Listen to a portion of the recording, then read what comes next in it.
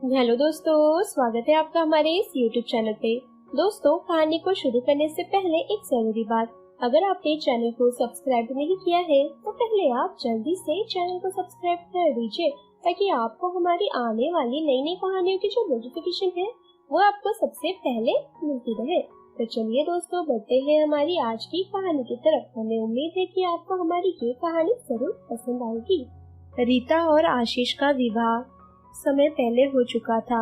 उनका वैवाहिक जीवन ये कहाँ पहुँचा। आज शीतल विदा हो गई। एयरपोर्ट से लौटकर रीता दी ड्राइंग रूम में ही सोफे पर निढाल सी लेट गई।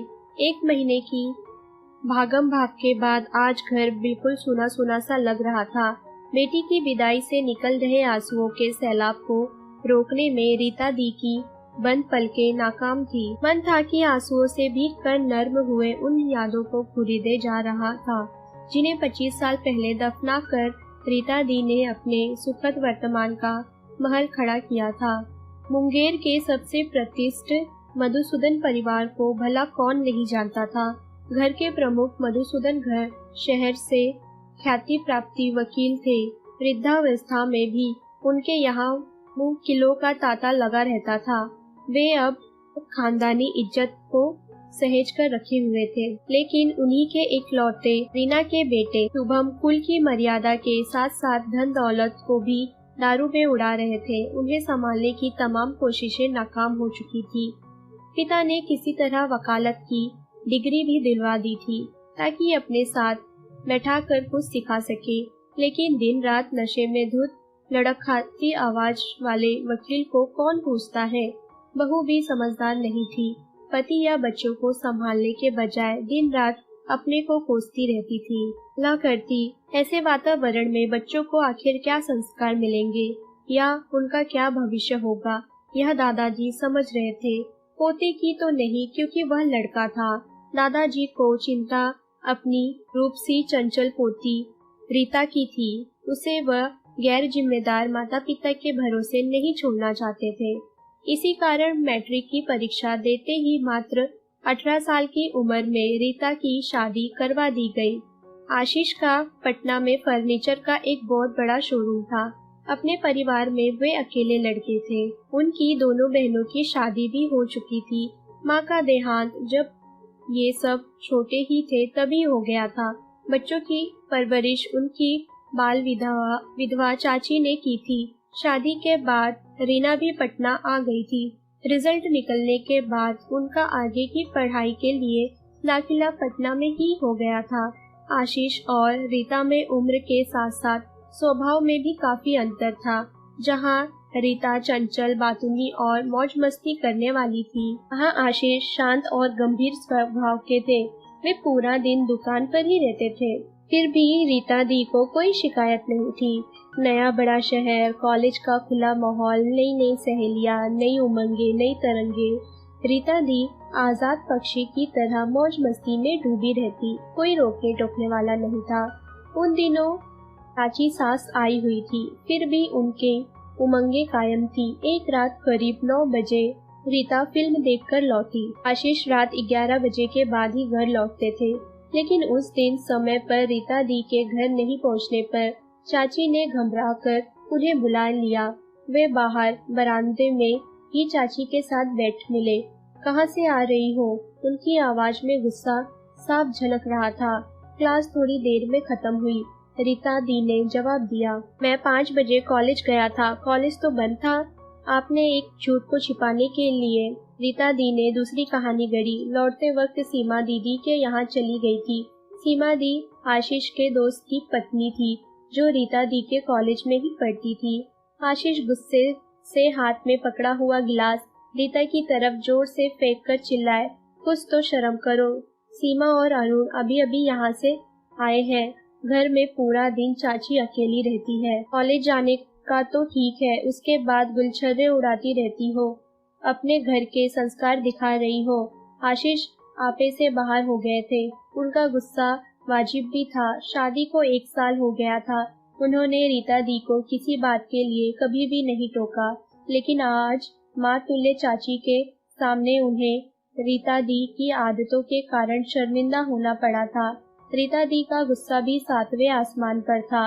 एक तो नादान उम्र में उस पर दूसरे के सामने हुई बेइज्जती के कारण वे रात भर सुलगती रही। वह बिना किसी को बताए मायके भी आ गई। घर में किसी ने कुछ खाया या नहीं था, कुछ पूछा भी नहीं। देखने समझने समझाने वाले दादाजी तो पोती की विदाई के 6 महीने बाद ही दुनिया से विदा हो गए थे।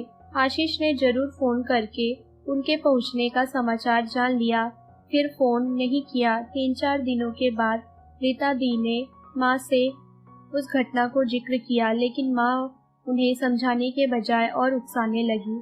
क्या समझते हैं, हाथ उठा दिया, केस ठोक देंगे तब पता चलेगा। शायद अपने दुखद दाम्पत्य के कारण बेटी के प्रति भी वे क्रूर हो गई थी। उनकी ममता जोड़ने के बजाय तोड़ने का काम कर रही थी। रीता दी अपनी विगत जिंदगी की कहानी अक्सर टुकड़ों टुकड़ों में बताती रहती। मुझे आज भी जब अपनी नादानियाँ याद आती है तो मैं अपने से ज्यादा माँ पर क्रोध आता है। मेरे 5 अनमोल साल माँ के कारण मुझसे छीन लिए गए, लेकिन शायद मेरा कुछ भला ही होना था और फिर यादों में खो जाती। इंटर की परीक्षा करीब थी। वे अपनी पढ़ाई का नुकसान नहीं करना चाहती थी, इसलिए परीक्षा देने पटना में दूर के एक मामा के यहाँ गई। वहाँ मामा के दानव जैसे 2 बेटे अपनी तीखी निगाहों से अक्सर उनका पीछा करते रहते।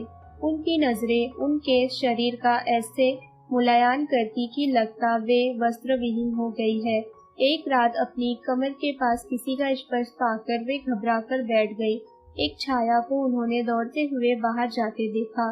उस दिन के बाद से वे दरवाजा बंद करके सोती।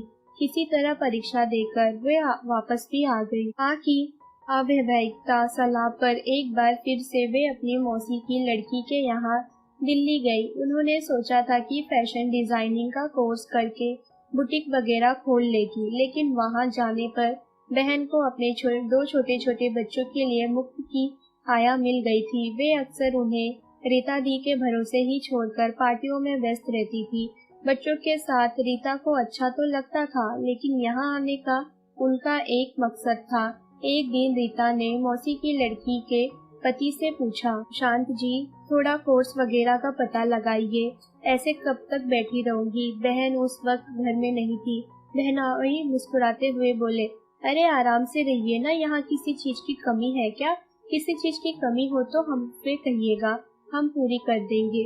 उनकी बातों के लिहजे एहसास से रीता को घिन आने लगी कि उनके यहाँ पत्नी की बड़ी बहन को बहुत आदर की नजरों से देखते हैं। उनके लिए ऐसी सोच फिर रीता दी दृढ़ निश्चय करके वापस मायके आ गई। मायके की आर्थिक स्थिति अच्छी नहीं थी। पिताजी का लीवर खराब हो गया था। उनके इलाज के लिए भी पैसे नहीं थे। रीता के बारे में सोचने की किसी को फुर्सत भी नहीं थी। रीता ने अपने सारे गहने भी बेच कर पैसे बैंक में जमा करवाए और फिर बीए में दाखिला ले लिया। एमएस करने के बाद रीता की उसी कॉलेज में नौकरी लग गई। 5 साल का समय बीत चुका था। पिताजी का देहांत भी हो गया था। भाई भी पिता के रास्ते चल रहा था। घर तक बिकने की नौबत आ गई थी। आमदनी का एकमात्र जरिया रीता ही थी। अब भाई की नजर नीता की ससुराल की संपत्ति पे थी। वह रीता पर दबाव डाल रहे थे कि तलाक ले लो, अच्छी खासी रकम मिल जाएगी। लेकिन अब तक की जिंदगी से रीता ने जान लिया था कि तलाक के बाद उसे पैसे भले ही मिल जाए, लेकिन वह इज्जत व सम्मान व आदर नहीं मिल पाएगा जिस पर सिर टिकाकर वे आगे की जिंदगी बिता सके। आशीष के बारे में भी पता चलता रहा। वे अपना सारा ध्यान अपने व्यवसाय को बढ़ाने में लगाए हुए थे। उनकी जिंदगी में रीता की जगह किसी ने नहीं भरी थी। भाई के तलाक के लिए बढ़ते दबाव से तंग आकर एक दिन बहुत हिम्मत करके रीता ने उन्हें फोन मिलाया। हेलो हेलो, कौन? आशीष की आवाज सुनकर रीता की सांसों की गति बढ़ गई, लेकिन आवाज गुम हो गई। हेलो हेलो, उन्होंने फिर पूछा, कौन? रीता, हाँ, कैसे हैं? उनकी दबी सी आवाज निकली। 5 साल 8 महीने 25 दिन 20 घंटों के बाद आज कैसे याद किया? उनकी बातें रीता के कानों में अमृत के समान घुलती जा रही थी। आप क्या चाहते हैं? रीता ने प्रश्न किया। तुम क्या चाहती हो? उसने प्रतिपक्ष किया। मैं तलाक नहीं चाहती तो लौट आओ, मैं तुम्हारा इंतजार कर रहा हूँ। और सचमुच दूसरे दिन बिना किसी को बताए जैसे रीता अपने घर लौट गई। फिर साहिल पैदा हुआ और फिर सलोनी। रीता दी मुंगेर के जिस कॉलेज में इकोनॉमिक्स की विभाग कक्ष और सहप्राचार्य थी, उसी कॉलेज में हिंदी की प्राध्यापिका भी थी। उम्र और स्वभाव के अंतर के बावजूद हम दोनों की दोस्ती मशहूर थी। रीता दी को पूरा कॉलेज हिटलर के नाम से जानता था। आभूषण और ठोर चेहरा, भिगे हुए ओठ, बड़ी बड़ी आंखों का ढकता बड़ा सा चश्मा, बहुत रोबीला व्यक्तित्व था। जैसा व्यक्तित्व था वैसी ही उनकी आवाज। बिना माइक के भी जब वो बोलती तो परिसर के दूसरे सिरे तक साफ सुनाई देता।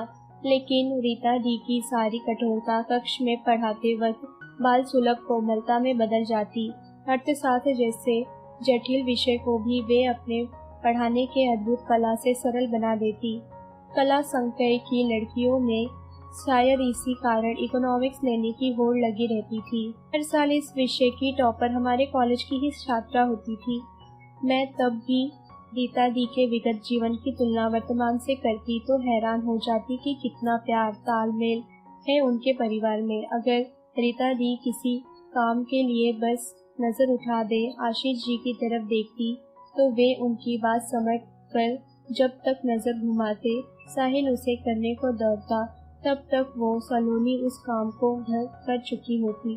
दोनों बच्चे पर ही गए थे। शीतल थोड़ी सांवली थी, लेकिन तीखे नैन नक्श और शहरी काया के कारण बहुत आकर्षक लगती थी।